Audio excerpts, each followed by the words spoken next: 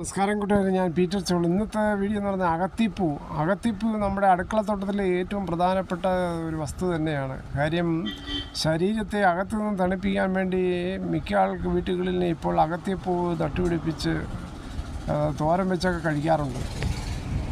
കമ്പുകൾ വളരെ സോഫ്റ്റായിട്ടും പെട്ടെന്ന് ഒടിച്ചാൽ ഒടിയുന്നതിനാൽ വേനൽക്കാലത്ത് അത്യന്താപേക്ഷിതമായ ഒരു ഘടകം തന്നെയാണ് വെള്ളം.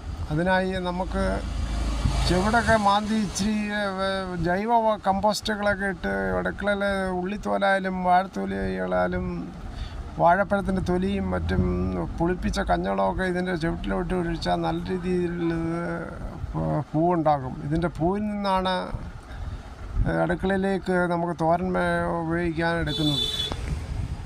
2 തവണയെങ്കിലും നമുക്ക് അകത്തിപ്പൂവിൻ്റെ തോരൻ വെച്ച് കഴിക്കാം. അങ്ങനെ നമുക്ക് നല്ല രീതിയിൽ രാസവളങ്ങളും മറ്റും കീടനാശിനി ഉപയോഗിക്കാത്ത ഒരു തോരൻ വെച്ച് കഴിക്കുകയും ചെയ്യാം. അകത്തിപ്പൂ പല രീതിയിലുണ്ട്. വെള്ളയുണ്ട്, ചുവപ്പുണ്ട്. ചുവപ്പാണ് ഏറ്റവും കൂടുതൽ ഉപയോഗിക്കുന്നത്. മിക്ക ടേസ്റ്റും തന്നെയാണ്. ഇത് വാങ്ങണമെങ്കിൽ അടുത്തുള്ള നഴ്സറി കടകളിൽ ചോദിച്ചാൽ മതി, അല്ലെങ്കിൽ അവർ ഓർഡർ ചെയ്തതനുസരിച്ച് കൊണ്ടുവരും. 2 അടി താഴ്ചയിലും 2 അടി വീതിയിലും കുഴിയെടുത്തതിന് ശേഷം കുമ്മായം ഇട്ട് മണ്ണുമായിട്ട് മിക്സ് ചെയ്ത് 15 ദിവസം ട്രീറ്റ് ചെയ്തതിന് ശേഷം മാത്രമേ ഇത് നടാവൂ. എന്നെങ്കിൽ മാത്രമേ മണ്ണിൻ്റെ പുളിരസം മാറ്റി കിട്ടത്തുള്ളൂ. അങ്ങനെ കിട്ടിയതിന് ശേഷം 15 ദിവസത്തിന് ശേഷം മണ്ണിൻ്റെ മുകളിൽ ഇത് നട്ടാൽ മതി.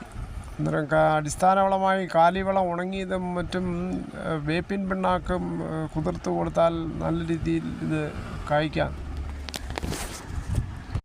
മാനവരാശിയുടെ നിലനിൽപ്പിന് എപ്പോഴും ഇങ്ങനെയുള്ള കൃഷി സമ്പ്രദായങ്ങൾ അവലംബിക്കേണ്ടത് നമ്മുടെ ഓരോ കടമകളാണ് തന്നെയാണ്.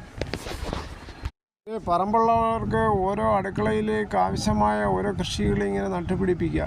ഇത് നട്ടിട്ട് TV സീരിയലും മറ്റും മൊബൈലും റീൽസും തോണ്ടി ലെഫ്റ്റ് റൈറ്റ് ഡൗൺ അപ്പ് ചെയ്തുകൊണ്ടിരുന്നാൽ ഇത് ശരിയായി കിളിച്ചു വരത്തില്ല.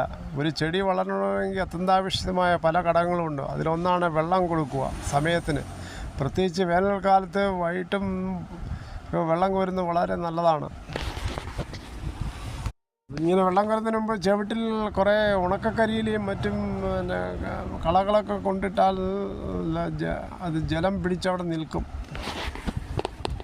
സത്യചീരയിൽ എന്തെല്ലാം ഗുണങ്ങൾ കിട്ടുന്നു അതെല്ലാം ഇതിന് കൊടുക്കുകയും വേണം. എന്നെങ്കിൽ മാത്രമേ ശരിയായ രീതിയിൽ അത് പുഷ്പിക്കൂ.